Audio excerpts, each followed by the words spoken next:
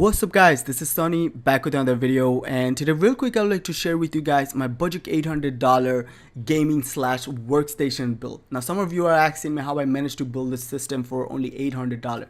Now guys, I do shop around for used parts and new parts, so today I'd like to share with you guys the parts list and where I picked up those parts from.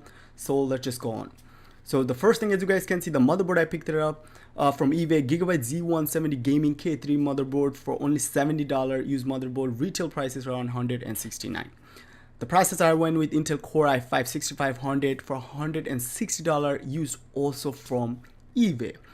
And the cooler, I went with Cooler Master Hyper T4 cooler for $14. I picked up that cooler from Craigslist. And I got a good deal. And the RAM, I went with Zil Evo Potenza DDR4 2133 MHz RAM from Micro Center for $35. And the SSD, as you guys can see, Sandisk SSD Plus, I picked it up brand new from Micro Center for $44. Graphic card, I got lucky. I picked it up from Newegg for $400. Evga GeForce GTX 1070 SC, brand new. And the power supply, I went with Corsair CX 430 watt power supply. Also picked it up from Craigslist for $20.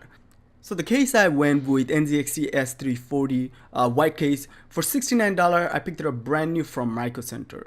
So as you guys can see guys, my parts list and the total cost. If you guys have any other question, don't forget to leave me the comment below. And also don't forget to give me a big thumbs up if you do like my video, and subscribe and stay tuned guys.